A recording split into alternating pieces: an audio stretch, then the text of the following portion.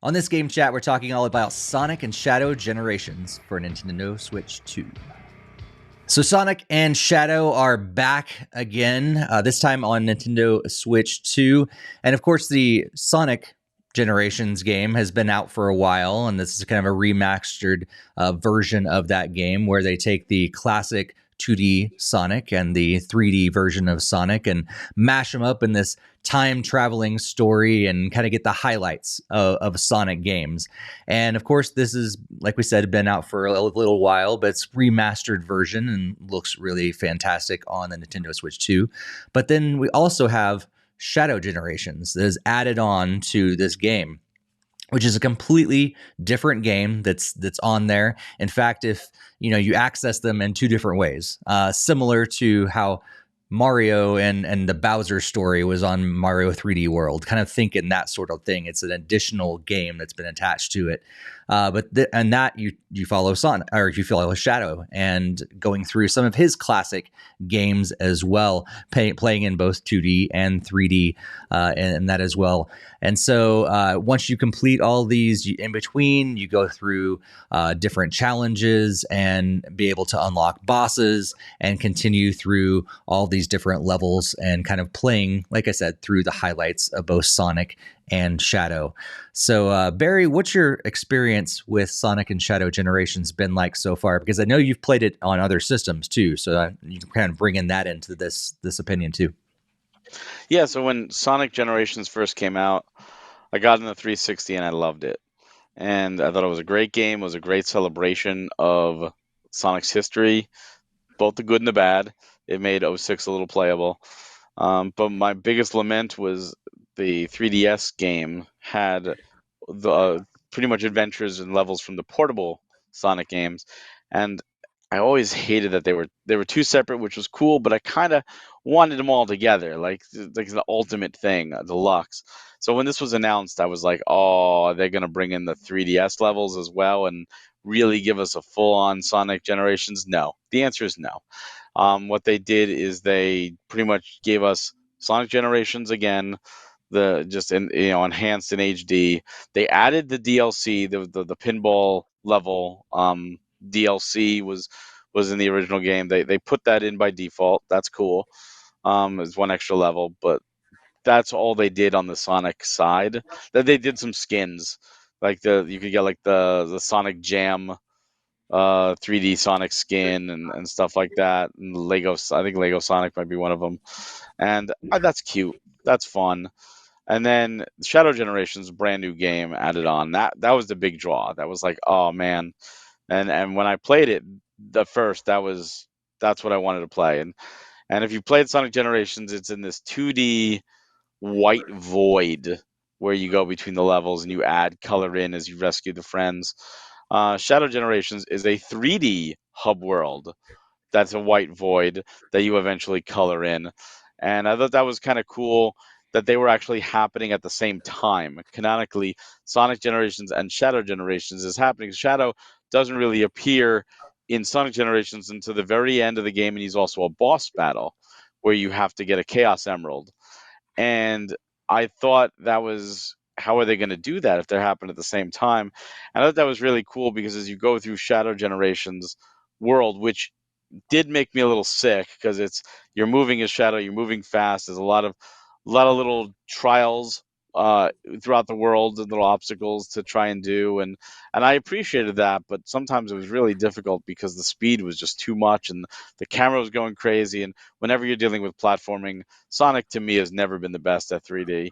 But when you finally get to the different stages, you get to play through some of the classic Shadow levels or the important levels that Shadow was a part of, and you get this really cool story involving Ivo Robotnik and Maria and all that. Gerald Robotnik, I mean, and Maria, and you kind of get to see them again, and it's almost like an alternate version cut out of time where they're both alive and they're helping Shadow. They're not villains, and I'm like, that's really cool. And then when you get to the part of the story where you're supposed to fight Sonic, you do. And in this one, you actually Shadow beats Sonic, and he pretty much takes the real emerald and gives him a fake one. So it's like, oh yeah, Sonic, you still get the emerald, but I've got the real one because I need the power right now.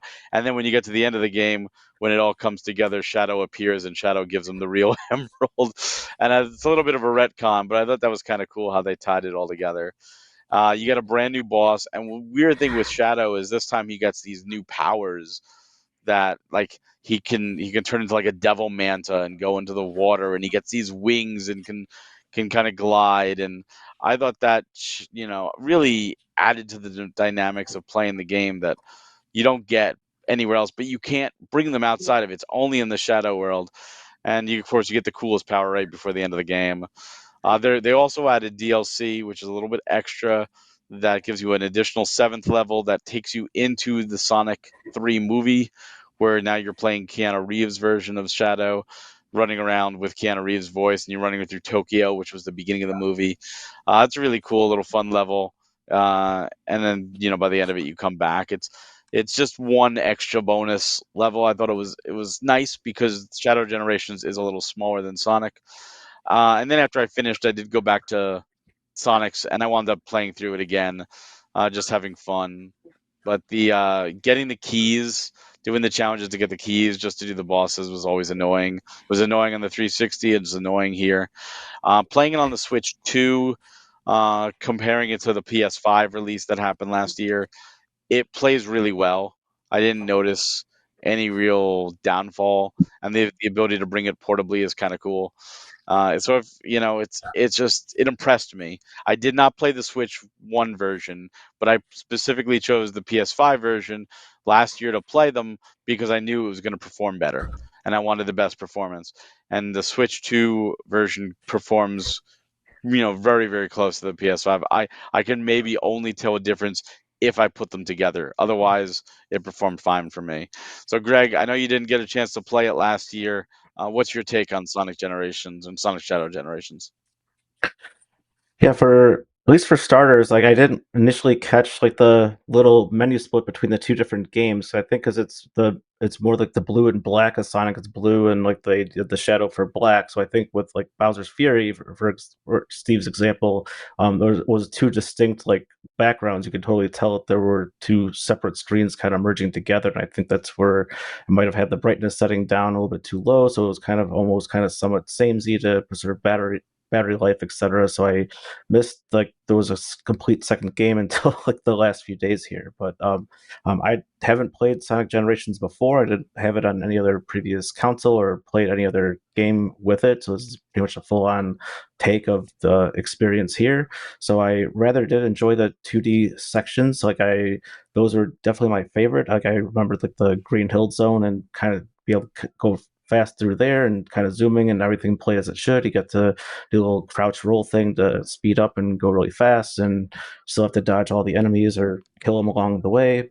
And the idea is obviously to get to the end as quick as possible, and it all made sense and everything. When I went to the 3D levels, that where it was kind of almost kind of jarring. The main issue I had was with the camera. It's like always on Sonic's back. So if you're trying to like backtrack to say like, hey, I just barely missed hitting this one thing, or I want to collect this one red coin, or do I missed this little fluffy furball thing that's right was right there, like where to go, and then like the camera's permanently on the back. So if you're like backtracking, you might miss jumps, you can't do things, and even more pronounced in some of the challenge levels they do for the keys. So there's like you have to have Knuckles dig in certain spots, and then like if you pass it up, then the camera doesn't want to rotate around, it doesn't let you rotate it around. So then you're trying to guessing, and then you're trying to do like backwards platforming, and it's very easy to make even more simple errors that you wouldn't necessarily make in a normal playthrough.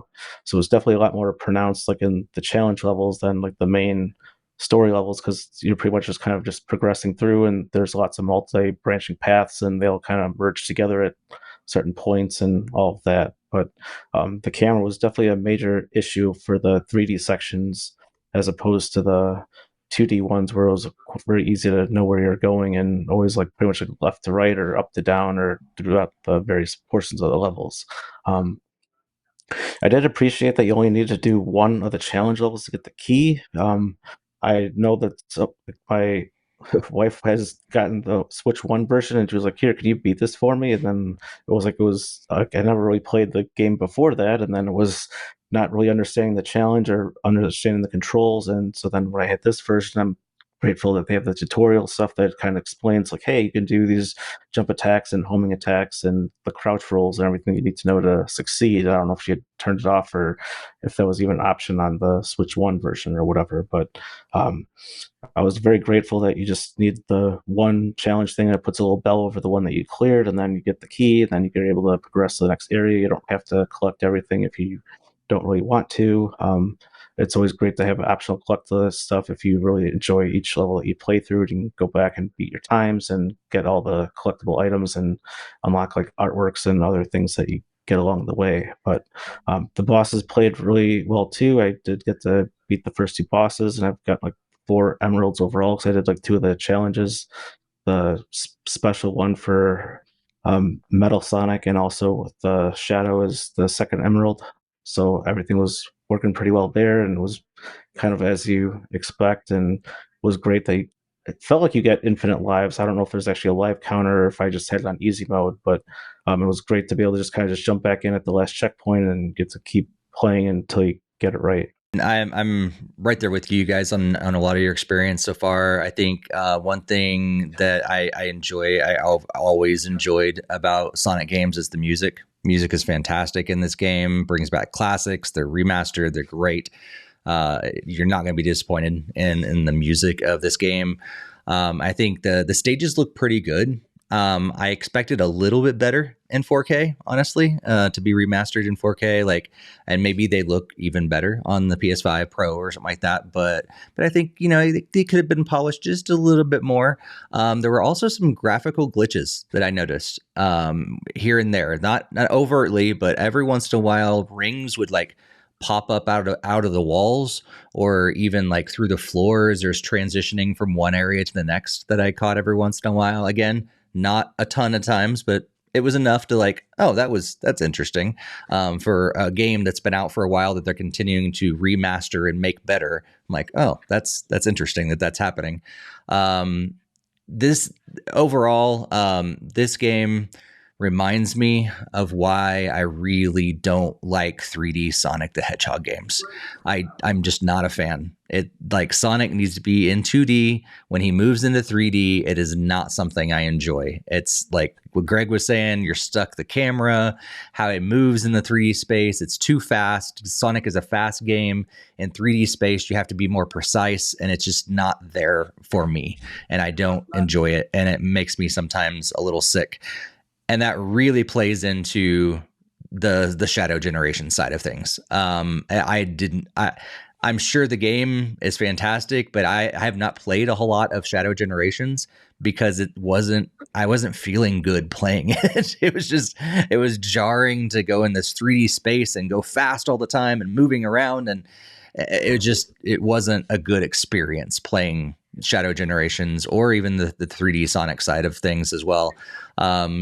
2D Sonic sometimes even seems, I think, moving at this fast of a rate, at this frame rate, and at this high of a resolution, sometimes maybe moved a tad bit too fast. I was like, what is going on? How do I find the next thing to jump on? And there's 3 different options, and which one am I supposed to go for? Because I only have a split second to think about it. So I was like, they could slow it down just a little bit to be able to actually enjoy the levels a little bit more. And then just in general, I noticed that it's odd that Shadow is built into the main menu, but Sonic exists as a game within the game. So you have to back out of that. But if you back out of Shadow Generations, it just brings you right back to the main menu automatically. So I think it's just interesting how they melded the two together like that. And the extra skins are fun, but they don't matter to me at all.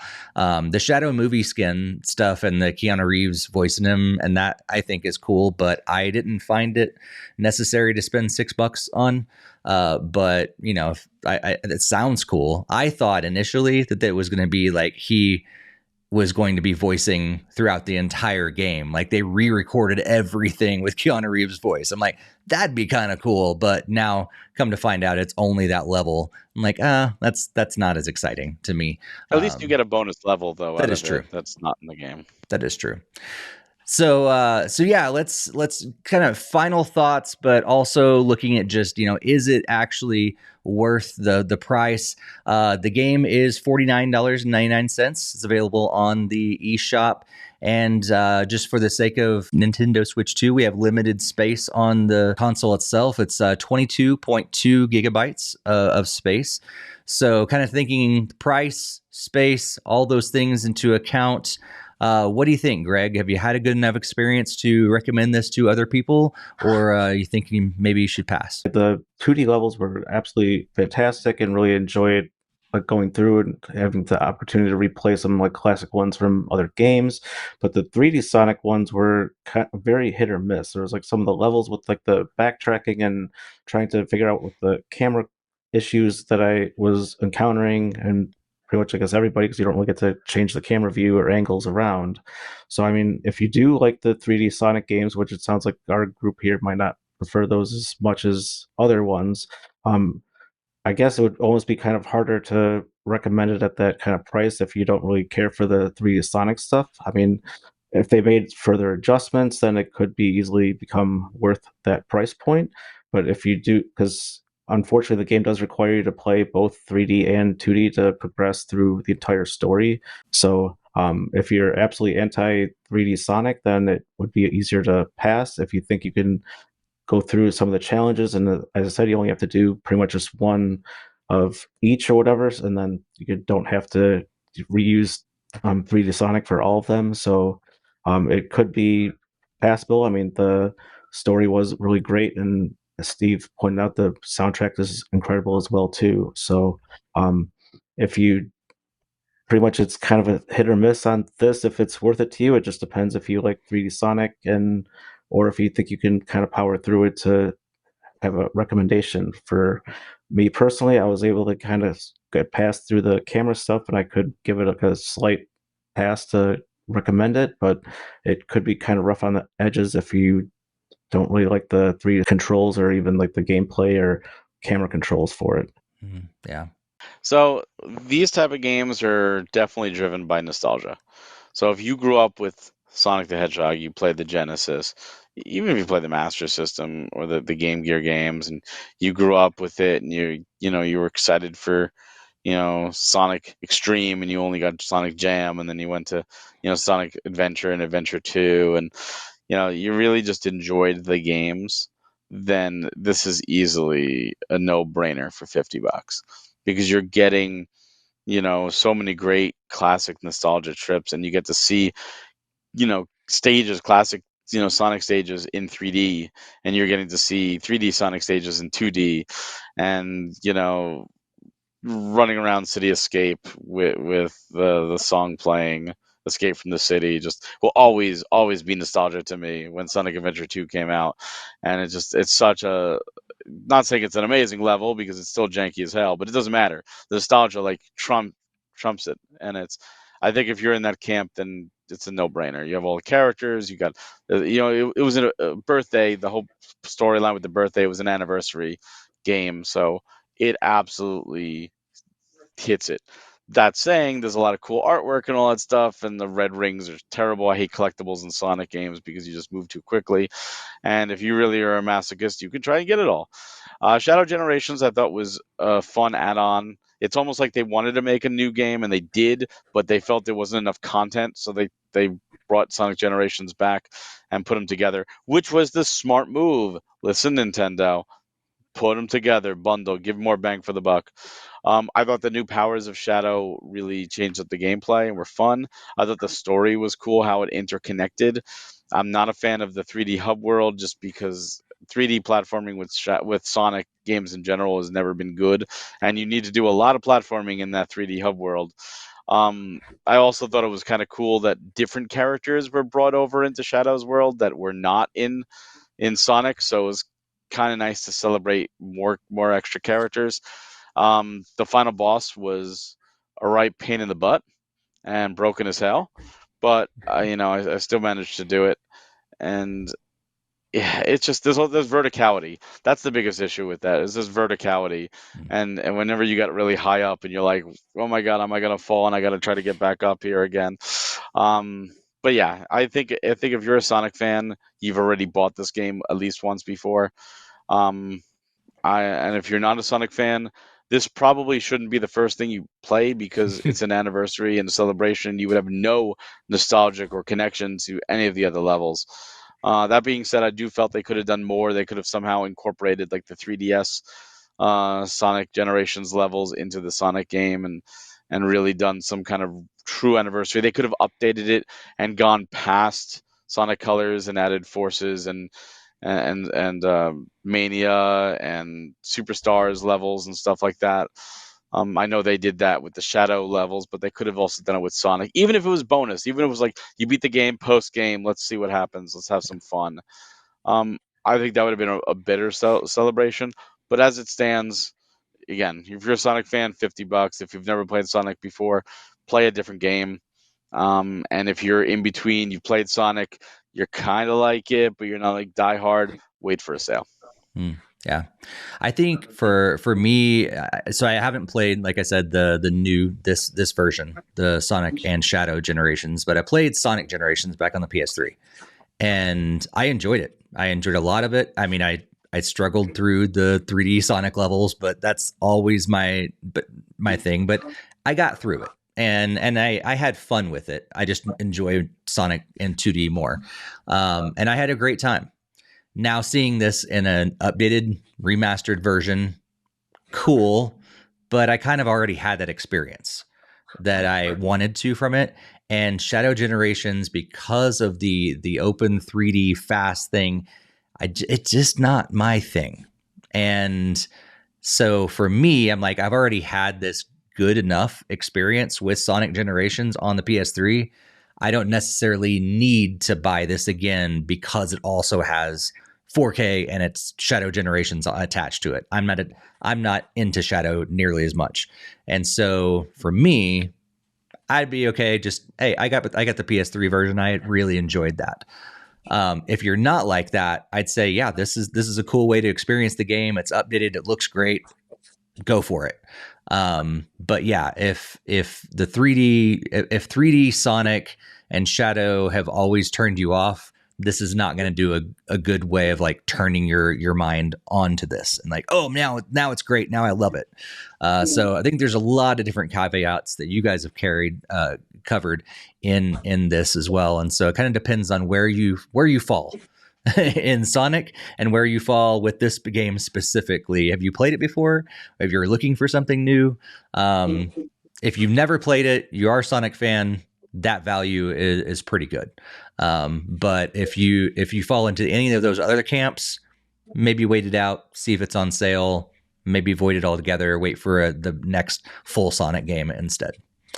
But again, we want to thank Sega for providing these codes for us to check out the game. And if you are new to NintendoFuse, be sure to subscribe. We have a bunch of other videos just like this, including our bi-weekly podcast and interviews with people from the industry and gameplay videos and so much more. So hit that subscribe button so you don't miss any of that. Also, be sure to check out our website at nintendofuse.com. Thanks, Barry and Greg, for joining me on this journey, and we'll catch you guys next time.